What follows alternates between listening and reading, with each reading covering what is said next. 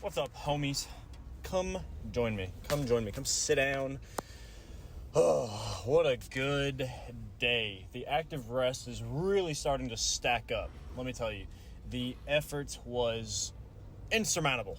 I'm finally getting to that really, really good balance point where I know exactly how much effort and energy I can put each set. I can make a jump in a weight without thinking, hey, I might fail this for sure, Just jumping right into it. For example, today on Snatch, we just did a really long, hard Klokov pause on the Snatch at the knee. If you don't know Klokov, Dmitry, one of the best Olympic lifters ever. Love that guy. He's just kind of known for doing really long pauses at the knee. So that's what So I love doing that because it really emphasizes the hell out of the PowerPoint. It's as hard of a technique that you have to have, and it's not just like a quick pause and then run into it where you don't have to really think about holding your core as steady. This is a lift where you have to fully prioritize the core, the stability, the technique, and then rip into it. Everything, you have to basically get to that starting position at the knee, reset everything up like you do in the beginning of the Snatch from the ground, and then rip underneath it. So it's like a 2-point snatch, and I love it because it really tests how good of a pull you have as well as a good of a catching position you have in the bottom of the Snatch. Because for me, I got up to 2 plates and I was like, all right, feeling good, feeling great. I was fixing my errors along the way. 205, I failed one because I caught it a little bit forward, not a big deal. 2 plates went really well. I'm like, all right, well, it's moving really good, and I finally have my fatigue under control. And today is meant to be a day where I mess around with the Olympic lift, give it that extra energy if I've got it. So let's actually test it. Let's actually give it that effort. And again, it's okay if I fail, but I'm at least going to give it the 100% attempt that I know that I have in that moment. Because I didn't just do it because I felt good. I did it because there was no doubt in my mind I had a solid ass attempt at whipping under the bar at max speed, because I felt that good after my, 225 could have been a top set. And yet I still felt the need to keep going up. So went up and I did 225 and I'm like, all right, so there's 2 paths I can go. It feels really, really good. There is no kickback. I don't feel tired or anything. So what are we going to do now? Because here are the 2 different ways you can think about it. 1, I know for 100% certainty I have 235. There was no question of failure in my mind. 2, 245 is like, it really just kind of depends once I get underneath the bar on how I feel. But at the very least, it's more that I had the imagination, the actual image, the visualization in my mind of catching it. It's not something that I was like, I got to really give it everything or I'm not going to be able to do whatever. I knew I could get underneath it. It was just whether or not I could stick through it with the best technique I have. And if it's just a matter of technique, you've got to attempt it, man. You've got to. So I put on 245 instead of 235. I was like, I might as well test the program, see how good this is going. Because this is the day where I can mess around. It's a technique-based lift where I can't go as heavy as I want because it's technique first, then the lift. And so I felt that good. I'm like, I have to try. And the first one, oh man, I was so close. I caught it perfectly, but the barbell kept going behind me. I didn't stick as hard as I needed to on the catch, which honestly means that I pulled it too far back into my hips to where I caught it slightly behind my spine instead of right over my spine. And I stood up with it for about 3 inches. And then my left elbow and shoulder went back the wrong way. And I had to let it go. The freeze frame is really funny. You should pause it right when it's going behind my head. It looks like my shoulder's going to tear out of its socket. But again, I train for this. I do mobility every day to make sure that both of my shoulders can turn all the way inside out like that. There's no feeling of injury. There's no contention when I get into that position. It feels completely comfortable to me. But here's the thing. When you catch a weight behind on a Snatch, you have it. It is purely that you just didn't lock in the technique as hard as you needed to. And I'm like, man, I know I have it now. And so I get in this mindset where it's like, if I got that close and it's purely technique based now, there is no excuse. There's no reason I shouldn't hit this unless a freak accident happens, because I have the energy, I have the technique, I have the mental fortitude today to throw that shit. So why not? Why not give it the best attempt that it deserves, you know? And I caught it on that second one. I met a new homie. It was so good. I got hyped up. And I'm telling you can pause on the catch on that one too. That is the deepest I've gotten on a snatch in a while, right off the catch. My ass was touching ankles for sure. You're getting deep when your belly button's below your knee level, So, super happy with that. Otherwise, the squat moved exactly how I wanted it to. I've kind of realized that the best way that I can grow when it comes to my lifting, because, squat and bench paired with Olympic lifting, they are not the same sport. I'm doing two sports at the same time. And so I have to really sacrifice and mitigate in certain areas so that I can go at the maximum that I can across the board while prioritizing the lifts I'm the most passionate about. Snatch and clean and jerk are my number ones, always. Because I love the technique so much more now.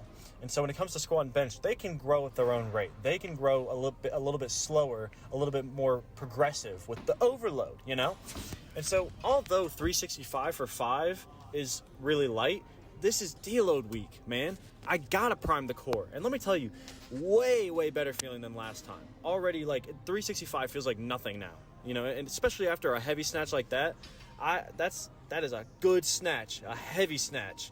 And for 365 for reps to fly the way it did with no thought, with no lack of energy, it's a great, wonderful thing. Because when I get to increase weight next week, I'll be able to prime my CNS more and more and more as I decrease the volume and increase the stress of the weight, And it's going to get better every single time. And this is why I like having the fuck around weights for just one single top rep instead of several reps or several sets, because it just allows me to get that one really good technique rep out of the way. It doesn't have to be heavy at all, but if I can push it a little bit so that I can, free flow with it.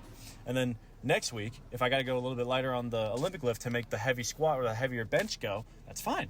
And then it'll swap back and forth. The beginning of the program, the first half, is predominantly heavier on the Olympic side and more consistent with the weights there. But as I get heavier and heavier, the bench and the squat will take over as I need more explosiveness and I need more CNS activation, So it was a great day.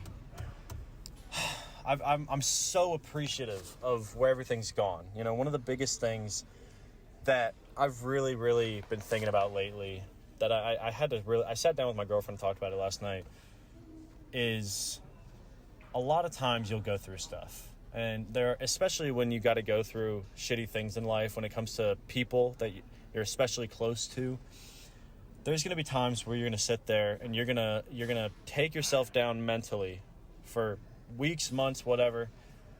You'll start feeling things you didn't realize you were feeling in the moment, and you're going to try to convince yourself, what do these people feel? Why did things go a certain way? And I'm going to throw this out of nowhere. A lot's been going on lately, and I've been in my head a bit. It's not that I distrust anyone around me, but it's hard to convince myself where everybody stands or how people feel or where I should be feeling when I didn't get the full sides of everybody that I've interacted with the shittier things I've experienced lately. And you'll sit there and convince yourself all day long that you need to hear the other person's side. The people that you need to distance from, you'll sit there and think, well, what if I had heard their story a little bit more? And I'm telling you, man, it is not worth it. It's not. Obviously, certain scenarios, it's always going to depend. But if it's someone that you decided you needed to make distance from, don't let that effort, that mental strain of trying to figure out what they were thinking in the moment, take down the relationships between the people that unconditionally love you no matter what, Because I'm telling you, if you're acting calmly, if you're acting positively, logically, compassionately, communicatively, no matter who the person is, no matter how close you are to them, if they are going to be a positive influence in your life, they're going to be there for you, and they're going to hear that out, and they're going to see that and think, okay, let's not throw it back in a negative way. You know what I'm saying? And it's so often the past that you've experienced with someone will come up in your mind, and you'll think, oh, well, maybe it could have gone differently. And the woulda, coulda, shoulda never matters the way it should. It's a never-ending spiral, never-ending cycle of just trying to figure out stuff that doesn't actually matter toward your progression of moving forward, and being happy in the situation you're currently in. I always say that I have nothing to be unappreciative for. I've got great things, and I mean that every single time. But in the process of,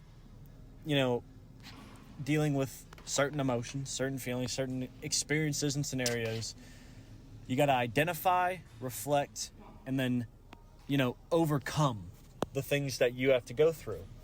And I've been doing a lot of identifying the problem and then just telling myself I moved on, and that's not the same. You have to sit there and reflect. You have to give yourself a period of not just explaining what happened, but talking to people about how a situation genuinely made you feel.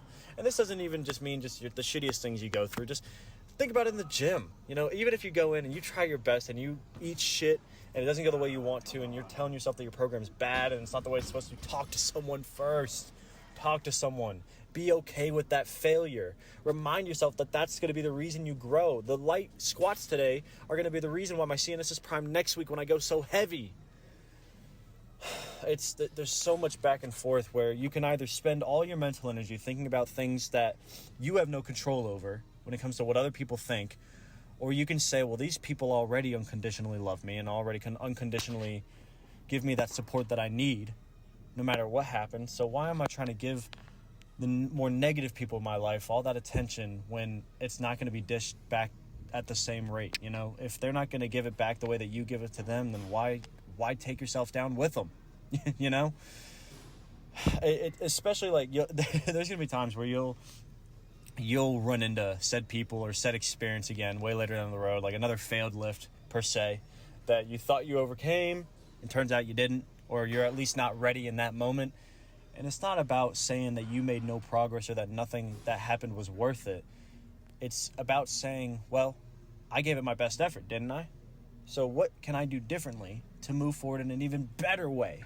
Because this current, I've kind of trained myself to have a mental fortitude. That's why I do these videos. I love them. And they do give me it helps me a lot with the gym specifically, because I get to reflect on my weights every single day so that I can overcome them the next day and want to overcome them with as much passion as possible.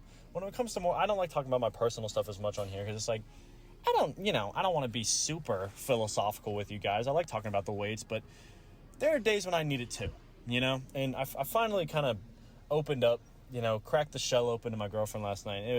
It was such a revealing conversation, because you'll think that you have everything figured out in your mind, especially, with my mindset. I always have a positive swing on things. I always try to make things out in the best way and overcome them immediately.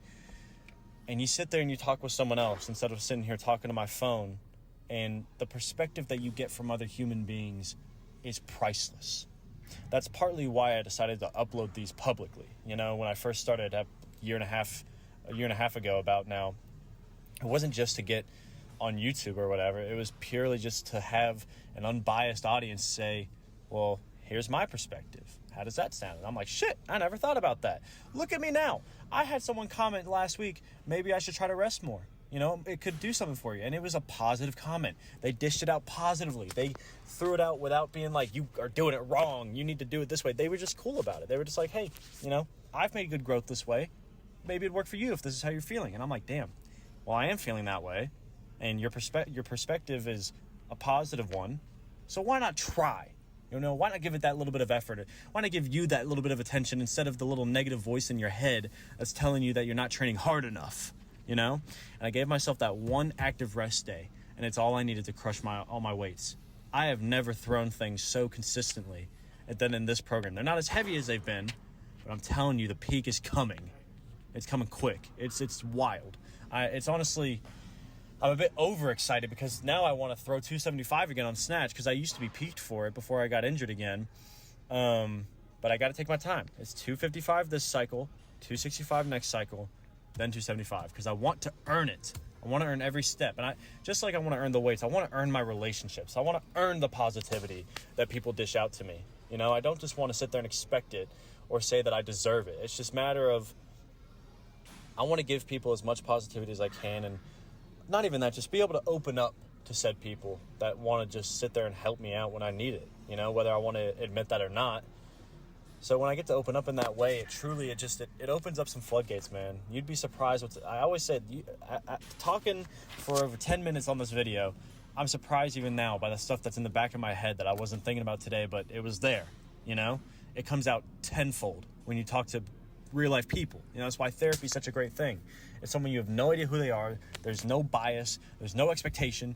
It's just, here's my life shit, and then here's an unbiased perspective. And it's like, damn, never could have thought about it that way.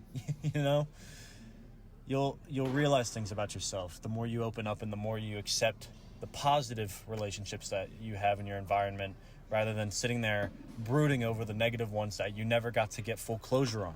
Because closure is a bitch, man. Because one of the biggest things that are really, really tough is that sometimes you have to be okay with not getting full closure, with not fully satisfying a situation, not hearing the full side of someone else's story or whatever coulda, woulda, shoulda, you know? Because to the long-term extent of your life, that's not going to matter. What's going to matter is how well you try to increase your own positivity and your own aptitude to overcome life at your own scale, you know? Whew. Got to get that shit out sometimes. I appreciate y'all letting me get it out. Otherwise, physically, easily got to give it. Whew, it felt good. Oh, man. Man. I'll give it a 9.5. Honestly, it's been moving insanely well. I never thought a deload week could feel this good. I normally don't start feeling like a 9 until closer to the end of my block 2 or block 3 week. But I'm crushing it, you know, and I love that. Mentally, let's give it a solid 9.7. Oh, man. I'm telling you, it's wild. Sometimes the worst things can be thrown at you, but as long as you open up, as long as you try to accept all that negative shit instead of push it down and tell yourself that you're being positive, you can actually overcome it just as fast. You just got to be able to reflect and understand that just the same. You know, I can't just sit here and tell you guys that I'm being positive and then expect everything to get better, you know, especially mentally. You got to talk about that shit. Let it out, you know? Get angry. Get emotional. Talk shit. Do what you got to do. But at the end of it, after you've got that rant out, then get productive. Then think about the after. Then think about the next goals, the next steps, the best way to progress after, you know? I love it. And I couldn't be more thankful to have such wonderful people in my life. And I will never, ever doubt that raw sense of positivity that I get from said people. Because it doesn't matter what closure that I want from the negative sides. Because if I keep getting the positive ones and I keep getting that raw support the same way that I dish it out to them, that's what's going to be with me when I die. You know, that's what's going to carry on with me. That's what I care about. I appreciate y'all letting me yap about. I got to get this shit out. I love it, man. I don't know if that was a little weird, but I appreciate you guys listening either way if you felt like hanging out. I'll be back tomorrow. We got a clean and jerk accessory and some bench press on the deload. And then next week we'll start getting back, or not next week, but we'll start the new block when I get back after that rest day and see how heavy we can go. See what feels good. Just keep killing it, you know? Let me know how the lives and lists been going. Love hearing about it. And I love you guys. I'll see you later. Bye.